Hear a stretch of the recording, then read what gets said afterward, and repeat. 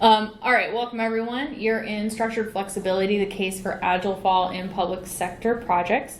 Today we're going to talk about Agilefall, obviously, which is the project delivery method that no one wants to admit that they're using, even though they are. A bit about me. My name's cneslund. I'm with Last Call Media. I've been in project management for about 10 years, 5 of which were with multi-million-dollar projects in Big Four consulting. And in the last 4 years, I've been in the Drupal space, which is a totally different world. It's been interesting. So let's dive in. Agilefall has a reputation problem. So Agilefall is the same thing as Scrumfall, Water Scrum, Agile Theater, whatever you want to call it. It's some kind of hybrid between Agile and Waterfall, and generally when it's being spoken about, it's in a negative way. So realistically though, why does it have this reputation? I personally think it's for good reason, which is interesting because I'm trying to sell you on it, but I'm going to explain why I think it has this reputation and what we can do to combat it. Most of the time when a team is doing Agilefall, it's on accident. It's because it's a downstream effect of some decision or factor that was probably preventable or mitigatable that happened long before the project ever got started, and the project team was not involved in the decisions that led them into this framework. So when a team that considers themselves to be Agile or who prefers to work in Agile tries to do this, they're going to be dissatisfied. So it's not really, it's pretty understandable to understand why it would be disliked. So how do we get into this position in the first place? There are a lot of reasons why we fall into Agilefall. I literally wrote "ha" on my thing, just in case anyone got that, but that's fine. And I've listed some here that I've seen a couple of times. And the point isn't to sort of find blame with either party. It's to say that both groups are contributing to what I call the shape sorter problem. So if you remember back to when you were a kid, or if you have kids right now, there's this hollow cube and shapes, 3D shapes, that it has 2D slots for. And the point of it is to only fit the block into the shape that it corresponds with. In this analogy, though, it doesn't matter which side we want to say the box is. It could be Agile or Waterfall. The point is that the pieces are from a different game. So decisions are being made where teams are downstream, and they're effectively trying to jam pieces into a box that doesn't fit, and then there's a lot of tension that comes from that, either because they don't like it or because it's not a good fit, that sort of thing. So if we're only getting here on accident from a couple of these whatever it was that caused it, either that's putting terms in the contract that don't match or limited or no experience with Agile on the government entity side, it's not really a surprise that Agilefall gets a bad rap. So if I'm saying that accidental Agilefall doesn't work, but intentional Agilefall does, why would that be? The first is that government work has guardrails that are non-negotiable. So in order to win the bid in the first place, we have to define the requirements, which often includes things on the right, like fixed delivery dates or payment schedules or conditions for payment, and then often a fixed budget. So we see a lot of firm fixed fee RFPs, that kind of thing. So this means that our position as the service provider has already been set well before the project team kicks off. And my little pithy saying here is you have to define to sign, which kind of already sticks us in this position. There's a famous visual in the Agile world, which you guys have probably seen, where you see a car being built in Waterfall and the same car being built in Agile. In Waterfall, you can tell it's a car that's slowly being built, but it's not functional. In Waterfall, it's not functional until it's built at the end. But in Agile, the middle steps are like, okay, well, we go to a skateboard, and then we go to a scooter, and then we get to a car. But if the government's not going to pay for a skateboard, we can't act like, oh, well, if we build a skateboard, that's going to work. It doesn't work in this situation, and it just leads our project teams to being in a very stressful environment. So if we're looking at these set of constraints, a project manager would say that because we're in a set position with so many fixed pieces, we should be using the Waterfall methodology, because pure Agile doesn't allow for us to have a fixed and guaranteed schedule or a determined endpoint where nothing can be changed. But one of the reasons why Agile is so popular in the tech universe is that the way that you accomplish a goal has multiple paths, and many of those are valid and efficient. It's just about choosing which one is the right one for the circumstance. So we're pretty loath as practitioners to say at the beginning, well, this is exactly how we're going to do something, and it is fixed and unchangeable. So if I deviate from it a little bit, it's going to be a huge problem with the client. We don't want to do that. So with the exception of certain government contracts, like for the military, which this community does not, if ever, touch, we don't generally contractually get down to the how in the minutia side. So the window between what is fixed and what isn't fixed is where we have the ability to be iterative. So where does that lead us? Well, good for us. Project work itself is naturally iterative. Our industry thrives in Agile because we understand that we don't know exactly what we're getting into until we actually get into it. And as experts, we certainly know enough about Drupal to generally know what the final product looks and functions like. It's just we don't know the specific circumstances, so the complications, the decisions, the interdependent issues, they're going to come up either in discovery or when design or development really get going, which we all call the known unknowns, right? We just don't know that. If in this space a PM was going to make a suggestion, it would be for Agile, because strict waterfall would both be misrepresenting how our industry works, but also put our team at a disadvantage. So with these two things in mind, where does that lead us? Theory versus reality. To be effective, our methodology has to be based on reality and not pure theory or dogma. Theory is great, right? It's how we get new ideas. But if it doesn't work in the real world, then we have to be willing to set down those things that aren't working for us and pick up different tools. Going back to the shape sorter idea, you got to pick up the blocks that go with the game, or at least some of them, right? This isn't actually radical if we think about it. Honestly, when was the last time any of us functioned in a true, pure Agile environment where literally they were just following the 12 principles of the Agile Manifesto and that was it? The reality is that most of us, if not all of us, will never work in that kind of environment. So if we'll never work in it, if it's not how it functions in the real world, then it might be worth considering putting down some of this emotional attachment that we have to Agile as it's currently sort of shared in our community, and ask ourselves what actually is going to be the best thing to serve our clients and our teams. In some ways, Drupal projects done for the government exist in this liminal space where we're constrained on one side by all of the factors that would be best suited for Waterfall, like the fixed budgets, the unchangeable requirements. But on the other side, the work that we're being asked to do is best suited to Agile, as in we don't know until we get into it. We're impacted by feedback, user experiences, etc. So in my mind, it makes sense that the best methodology for us then takes the good parts of both Waterfall and Agile and combines them into intentional Agilefall. So in general, Agilefall can be thought of as like structured flexibility. You have a roadmap, you have compliance checkpoints or milestones, but within that, you're able to deliver in iterative ways. And the success is going to happen when you're combining the we know where we're going and also we can adapt to how we get there. This picture sort of simplifies what we're talking about, and the iterations can be in any discipline, design, development, doesn't matter. As service providers, we are more than capable of fitting these windows of iteration into the time constraints that we inevitably have based off of our clients' budgets and needs. And on the internal side, we can also put guardrails on the team to say, hey, this is the suggestion of how we're going to go about it because we only have, X amount of time or X amount of budget. All of these things that make project work hard to manage about Agile or Waterfall specifically in government projects suddenly become areas where Agilefall, if applied intentionally, can deliver successful results. It helps hit the gates that are predetermined in the contracting process while also giving teams the space that they need to think, problem solve, be creative. And you may ask, how do I know this works?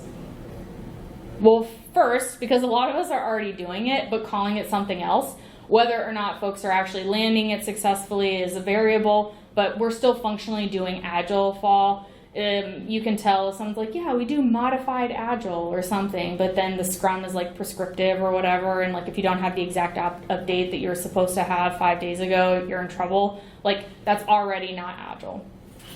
And second, when we sign for a Drupal project, whether it's a migration, a build, integration, whatever, the ultimate deliverable remains unchanged. In this picture for the waterfall, the hexagon is depicted as a solid block, and in the Agile one, it's just a composite of multiple smaller hexagons. But ultimately, the shape is still the same. It's still a large hexagon. With government work specifically, it's not like they're going to contract us for a brand new Drupal 11 site with a Salesforce integration, and then on the back end be like, just kidding, we want a SharePoint-based intranet. Like, it's not going to change like that. So if it's not going to shift like that, it makes sense that we can change our methodology. And then the third one is that, because I've actually done this myself and I've seen it done both where there were things to learn and also when we delivered on time, successfully within budget, even considering all the known unknowns that are out there. So on the assumption that I've potentially convinced the one person who's like, how would we go about applying Agilefall intentionally in practice? So for teams, here's just a few ways that you can start to put this into practice. One is involving your SMEs way earlier than project kickoff.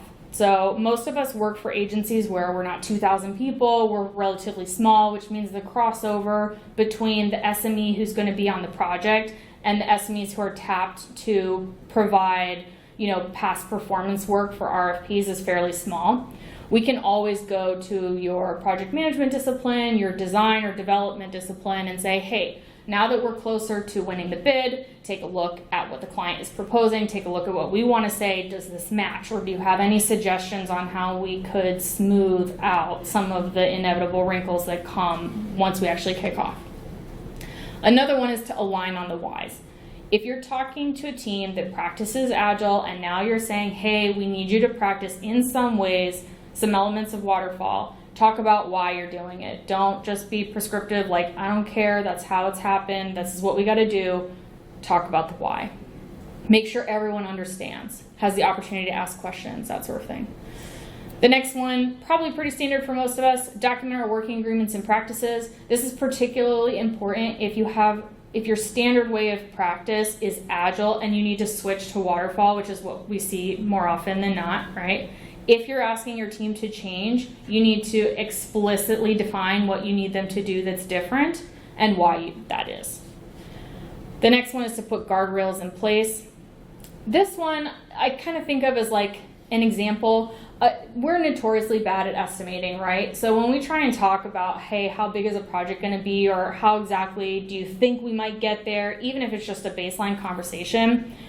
For example, if we were going to travel from like point A to point B, there are, 25 ways to do it. We could drive on the interstate, we could drive the scenic highway, we could take a boat, we could fly, we could rent a horse and buggy for some reason, we could walk there.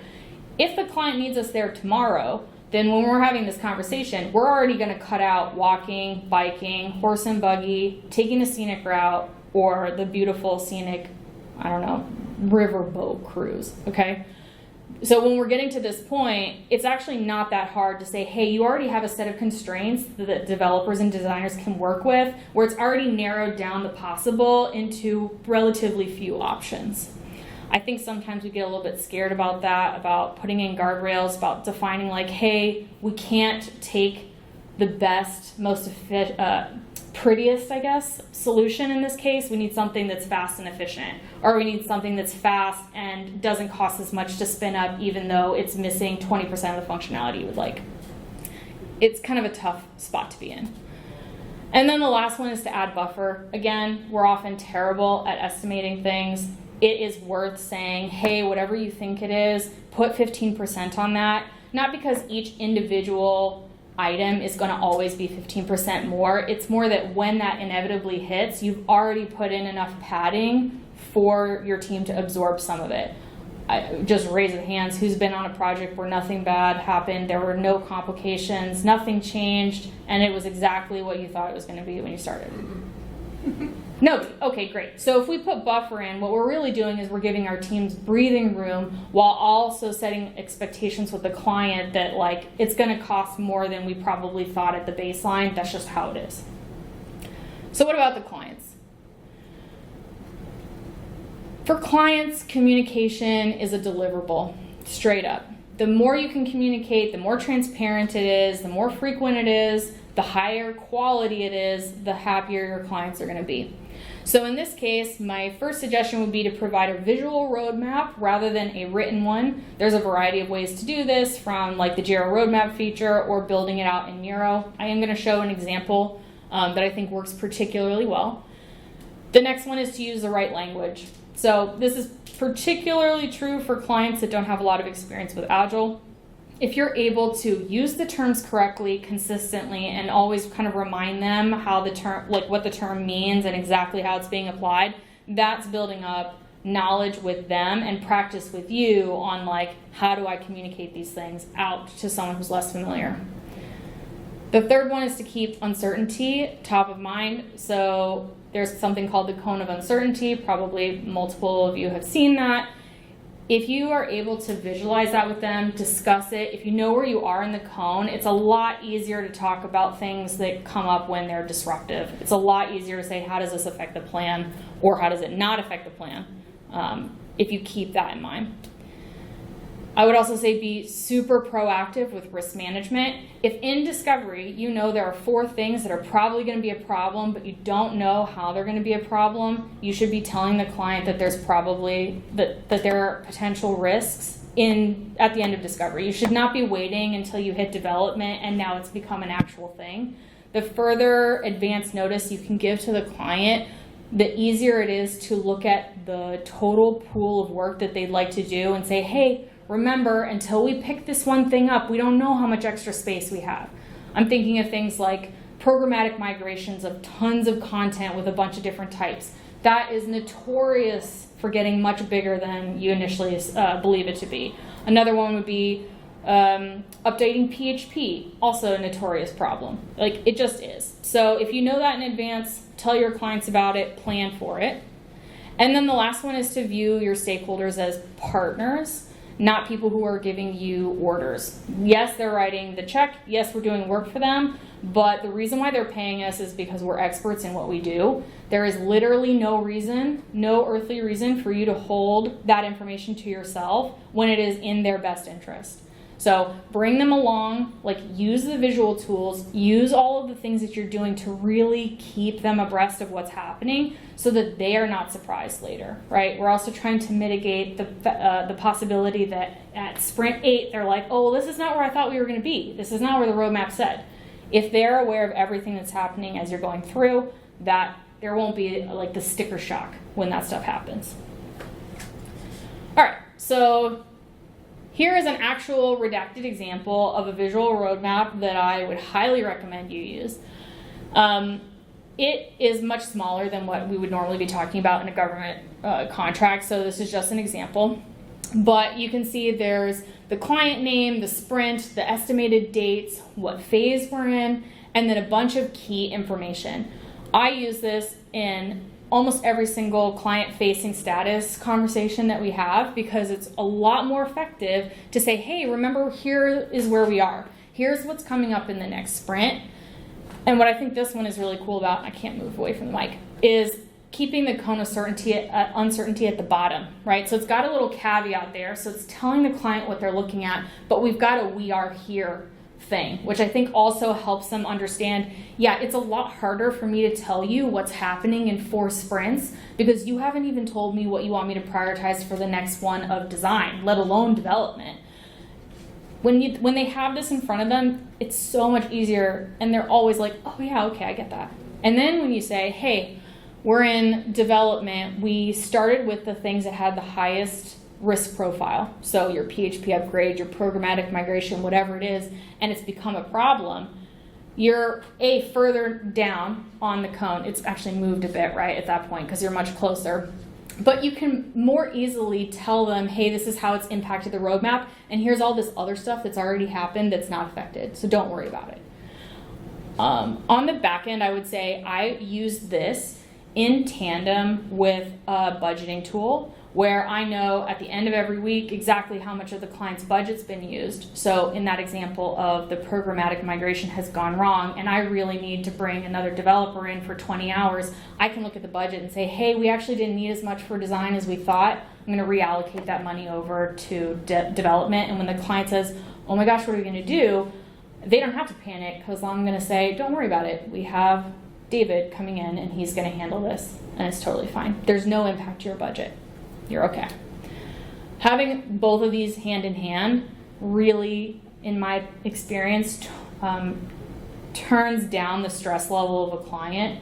And if they're new to Agile, if they're new to being asked to do project management in a different way, like we're not going to do weekly status reports, that kind of thing, these sorts of experiences give them a better sense of trust in what we're doing and why we're doing it that way.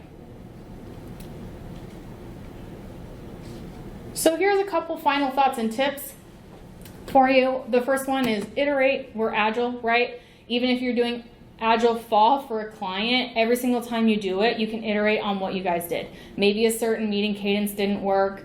Maybe explaining things in some way didn't work. Retro on it, change how you're doing it, and try it again. Don't give up on this, on Agilefall, just because you had some bumps along the road when you tried to intentionally apply it. That's just how learning goes. That's how practice goes. The second I would say is any chance that you have to remove anything that's performative, that only acts to be performative, get rid of it. One of the main complaints with with Waterfall is that a lot of it is performative. It's just about sending status reports up the chain and they each get more concise as they go up or whatever. Every opportunity you have to get rid of those and instead put something that actually has value in place, please do it. For example, weekly reporting or like low impact calls where you're literally maybe just reading the weekly report, which already itself is maybe just like a ticket log in Jira. No one's paying attention. The next one would be to stay focused on strategic value. Just because you have a fixed endpoint or fixed deliverable does not mean that there aren't extra points of strategy that you can put into each iteration. It doesn't mean that your final total package of things that you will deliver is already fixed and set. There's always the opportunity to be iterative and to add more value to what you're already doing.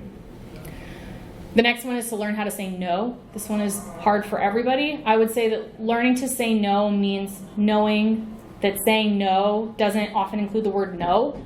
It's, yes, if that's what you want, this is how much time it will take, this is how many people are going to be involved, etc. Do you want to spend $55,000 of your budget on that? If you do, we can.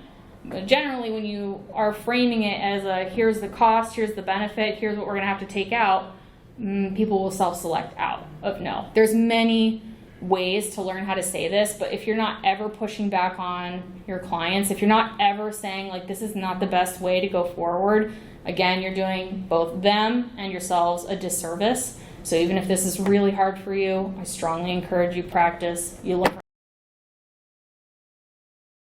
No, I lost my presentation. Maybe it'll come back. Anyway, there we go. Okay. And then the last one is do not commit or agree to scope changes or delivery dates without talking internally first.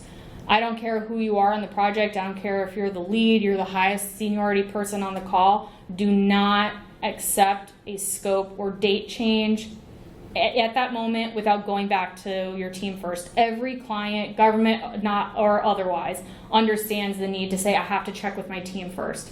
These sorts of commitments in conversations, one-on-ones, and calls can really get you into trouble, particularly when you're in this fixed date, fixed delivery system, where if you've now accepted another requirement without checking how that works with everything else, you can put yourself into a really bad position. So I don't recommend it. And that's all I got. Any questions?